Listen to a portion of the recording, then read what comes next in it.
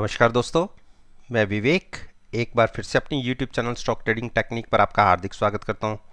दोस्तों, आज भी निफ्टी ने एक गैप डाउन ओपनिंग की। जैसा कि मैंने अपनी पिछली वीडियो में बोला था कि हम तकरीबन 150 से पौने 200 पॉइंट नीचे ओपन हो सकते हैं, लेकिन 130-135 पॉइंट हम नीचे तक गिरे, जो हमने पिछला सेशन कंप्लीट किया था, और वहां से एक शार्प रिकवरी भी दिखी। मैंने किस बेस के ऊपर कहा था ये सब लोग जानते हैं, क्योंकि जो हमारी पिछली क्लोजिंग थी वो आप देखिए 100 डेज मूविंग एवरेज, जो निफ्टी ने पिछले, अगर मैं बात करूं, सितंबर से एक बार भी क्लोज नहीं दी थी उसके नीचे। देखिए, ये जो आप फिगर देख रहे हैं 24 नवंबर को, इस दिन निफ्टी ने अपनी 100 डेज मूविंग एवरेज ब्रेक की थी और उसके नीचे क्लोजिंग दी थी। हाँ, उसके पीछे ये गिरा नहीं, वो एक अलग इशू है, लेकिन ऐसे ही इसने जो पिछला सेशन था ट्यूसडे का था, उसके नीचे ओपन भी हुआ और उसके नीचे क्लोजिंग भी दी थी।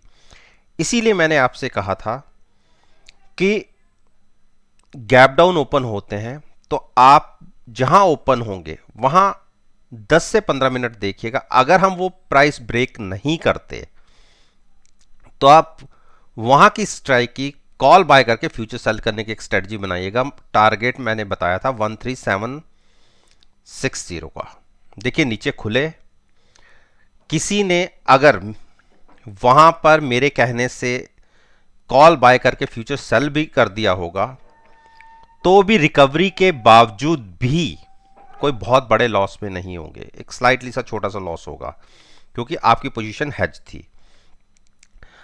अब जो कल नया वीक शुरू हो रहा है और इस महीने की एक्सपायरी का लास्ट वीक है, और अगर उसकी बात करें तो ये जो 9 दिन की मूविंग एवरेज है, ये इस पर आप नजर रखिएगा 14,460।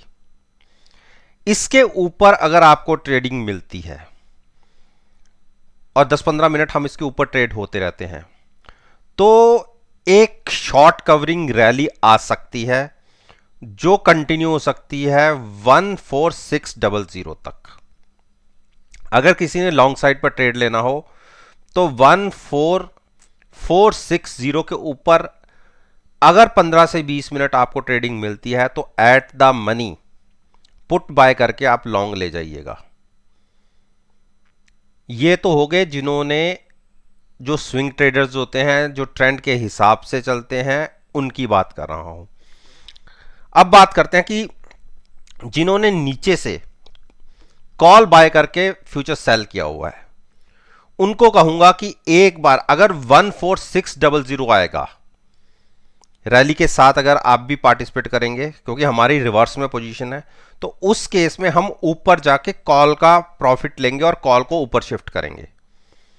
यानी हम वहां तक का अपना कॉल का प्रॉफिट लेके अपनी पोजीशन को लॉक कर लेंगे वहां पर, और उसके ऊपर अपनी पोजीशन को कंटिन्यू रखेंगे। अब बात करते हैं बैंक निफ्टी। बैंक निफ्टी में मैंने कहा था अपनी कल की वीडियो में कि निफ्टी की अपेक्षा मुझे बैंक निफ्टी ज्यादा वीक नजर आता है, और ऐसा देखने को भी मिला। आप देखिए, जो पिछली क्लोजिंग थी हमारी तकरीबन 31,125 से, वहां से एक जबरदस्त गैप डाउन ओपनिंग मिली हमें, और हमने 30,650 तक का लो भी देखा, और मैंने 30,500 पे बात भी करी थी। हां, अगर 30,500 के नीचे हमें ट्रेडिंग मिलती तो मैंने 29,775 तक की भी बात करी थी कि वहां तक हम गिर सकते हैं। और साथ साथ में मैंने यह भी कहा था कि जहां खुले, अगर गैप डाउन खुलते हैं वहां 10 से 15 मिनट देखिएगा, वहां की at the money call buy करके फ्यूचर सेल करने की एक स्ट्रेटजी रख सकते हैं। और ये मैंने नई एक्सपायरी के लिए बात करी थी। मानता हूं कि वहां से एक शार्प रिकवरी आ गई, लेकिन जो कॉल आपने बाय करी थी उसमें अच्छा प्रॉफिट आ रहा है। हाँ, फ्यूचर्स में उसके अगेंस्ट में थोड़ा एक्स्ट्रा लॉस जरूर होगा, लेकिन अनलिमिटेड लॉस वाला कोई बात नहीं थी, क्योंकि हमारी पोजीशन हेज थी। अब हमें नजर रखनी है, एक प्राइस तो है 31,950, वो क्रॉस होता है। उसके बाद अगला प्राइस है 32,150। ये 200 पॉइंट्स का एक हर्डल है। अगर ये ऊपर क्रॉस हो जाता है तो आप एक शार्प मूव 32,700 तक की देख सकते हैं। तो जिसको फ्रेश पोजीशन बाइंग साइड पर लेनी है, शॉर्ट साइड पर ट्रेड नहीं लेना चाहता, उसके लिए एडवाइस होगी कि 32,100 के ऊपर अगर ट्रेडिंग मिलती है तो आप लॉन्ग साइड पर जा सकते हैं। अपनी पोजीशन को हेज करते हुए पुट बाय के दिएगा एट द मनी और फ्यूचर्स को लॉन्ग रखिएगा। शॉर्ट अभी नहीं करेंगे। रिलायंस ने निफ्टी के हिसाब से तो कोई मूवमेंट दिखाई नहीं, एक कंसोलिडेट किया, एक छोटे से दायरे से में इसने क्लोजिंग दिखाई है। तो इसमें मेरी स्ट्रेटजी वही थी। इंट्राडे में जरूर हम 1900 के नीचे गए जरूर, लेकिन एक वहाँ से अप साइड की मूव दिख गई, लेकिन एक सीमित दायरे के अंदर इसकी ट्रेडिंग हमें मिली है। तो डिप पर बाइंग करने की इसकी स्ट्रेटजी मैं अभी भी कंटिन्यू कर रहा हूँ। पोजीशन हमारी हेज ही है। किसी ने नई पोजीशन भी लेनी हो तो 1900 की पुट बाय करके फ्यूचर्स को लॉन्ग करने की स्ट्रेटजी ले सकते हैं। हाई से अगर 2200 के प्राइस से हम देखें तो एक काफ़ी बड़ा डिक्लाइन देखा जा चुका है। वहाँ से 300 पॉइंट्स की एक हमें गिरावट मिल चुकी है। तो जब शॉर्ट कवरिंग शुरू होगी तो हम इजीली 2000 तक तो पहुँच जाएंगे। देखिए HDFC बैंक को मेरा मानना ये था कि 1335 के टारगेट हमें देखने को मिल सकते हैं, और 1335 के आसपास मैंने ये भी कहा था कि अगर वहाँ तक जाता है तो वहाँ की at the money put buy करके फ्यूचर्स को लॉन्ग कर लीजिएगा। देखिए गिरे खुले हम नीचे जरूर, लेकिन जहाँ खुले वहीं से एक शार्प रिकवरी भी देखने को मिली। 1375 का एक प्राइस था जहाँ से हमने हार्ड साइड की क्लोजिंग दी है। देखिए अब ऊपर बहुत सारी रेजिस्टेंस है। पहली रेजिस्टेंस है 1440, उसके बाद 1450 और उसके बाद 1475। ये 3 रेजिस्टेंस है। अभी क्लोजिंग मिली है हाँ 1422 के आसपास या 1418 मान लीजिए। कल की ओपनिंग बहुत मैटर करेगी। अगर हम 1425 के ऊपर ओपन होते हैं तो ये है 9 दिन की moving average, 9 days moving average, उसके ऊपर हम ओपन होंगे। और आप मैं दिखा देता हूं, यहां से अगर आप कंटिन्यूस नज़र रखें तो कंटिन्यूस हम इसके नीचे ही ट्रेड कर रहे हैं। ये मैं बात कर रहा हूं आपसे 16 मार्च से कंटिन्यूस हम उसके नीचे ही ट्रेड कर रहे हैं। तो इसलिए एक अपने आप में यही एक बहुत बड़ी रेजिस्टेंस है। क्रॉस होकर ऊपर ट्रेडिंग मिलती है और उसके बाद हम 1440 क्रॉस करते हैं, 1450 क्रॉस करते हैं और 1475 क्रॉस करते हैं। तो जो केवल और केवल लॉन्ग साइड पर ही रहना चाहते हैं उनसे मेरी विनती होगी कि वो 1475 के ऊपर लॉन्ग साइड पर जाएं। बाकी जिनकी पोजीशन ऑलरेडी पहले से ही पुट बाय करके लॉन्ग साइड पर बनी हुई है, नेचुरली बात है वो अभी प्रॉफिट में नहीं आए, लेकिन हाँ एक मूव और आपको अच्छे प्रॉफिट में ले आएगी। तो शॉर्ट को अवॉइड करिए। इंडस बैंक देख लीजिए। इंडस बैंक में मैंने आपसे क्या कहा था कि ये स्टॉक रैली में पार्टिसिपेट ही नहीं करता, क्योंकि इसमें मैं तमाम अपने नीचे से आपको शॉर्ट करवा रहा हूं। और कभी भी मैंने ये नहीं कहा कि आप इसके अंदर नीचे जाके चाहे पुट बाय करके फ्यूचर्स को लॉन्ग कीजिए, क्योंकि जब भी बैंक निफ्टी या निफ्टी रैली दिखाती है उसमें ये स्टॉक बिल्कुल पार्टिसिपेट नहीं करता और इसमें गिरावट देखी जाती है। आज भी देख लीजिए आपने, बैंक निफ्टी ने नीचे से तकरीबन 1000-1200 पॉइंट की एक रिकवरी दिखाई है, लेकिन इस स्टॉक ने उस हिसाब से कोई बड़ी मूवमेंट नहीं दिखाई। और मेरा जो एक प्राइस था कि 807-810 के आसपास अगर जाए और उसके नीचे क्लोजिंग मिले तो और फ्रेश शॉर्ट कर लीजिएगा, चाहे कॉल बाय करके, लेकिन उसके नीचे नहीं गिरा।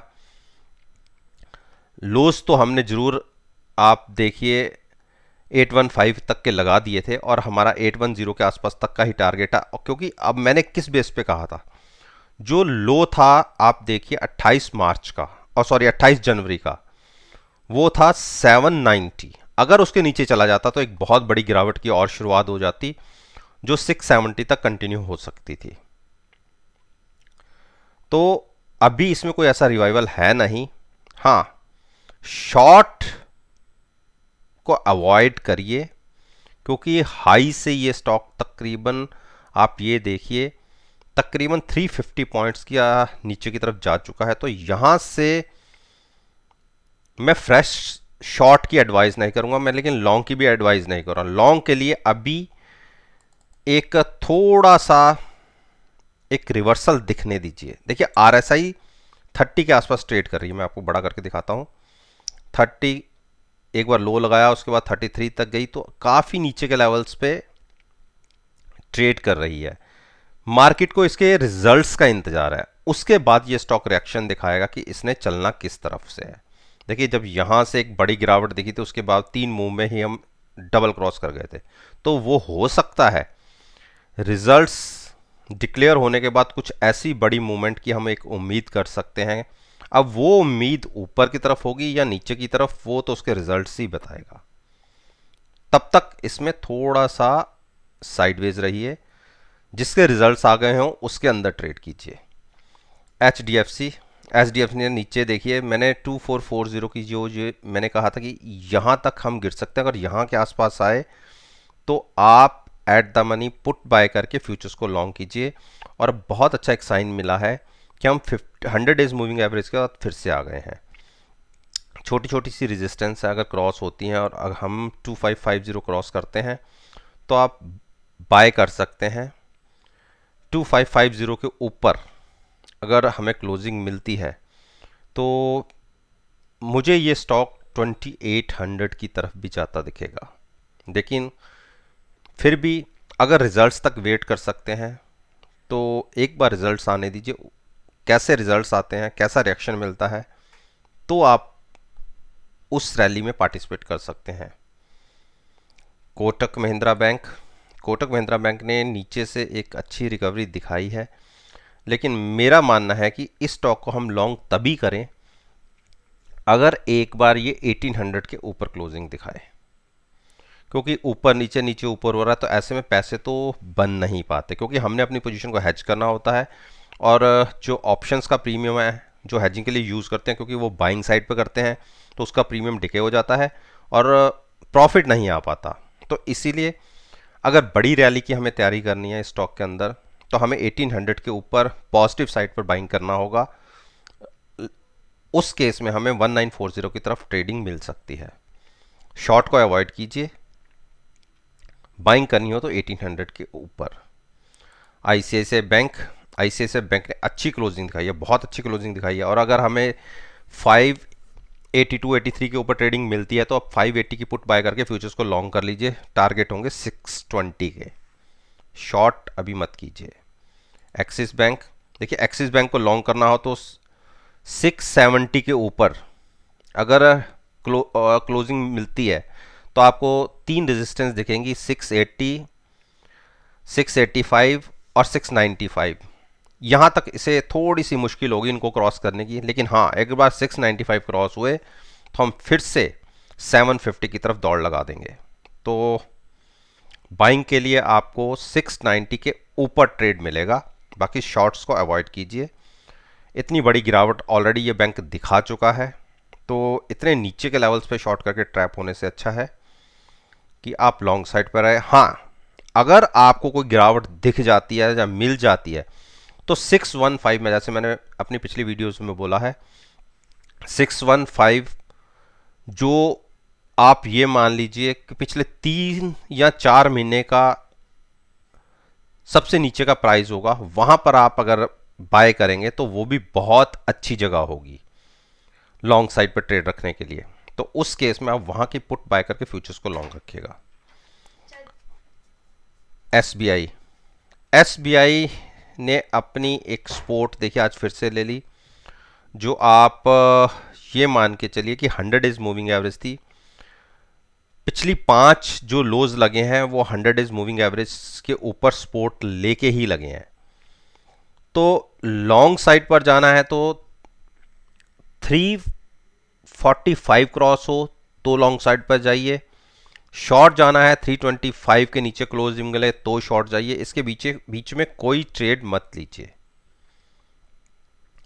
तो दोस्तों ये मैंने निफ्टी इंडेक्स, बैंक निफ्टी और फाइनेंशियल स्टॉक्स के ऊपर अपना ओपिनियन आपके साथ शेयर किया है।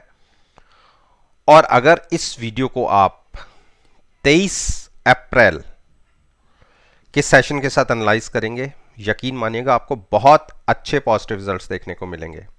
वीडियो अच्छी लगी हो तो लाइक कीजिए, शेयर कीजिए और मेरे यूट्यूब चैनल को सब्सक्राइब करना मत भूलिएगा।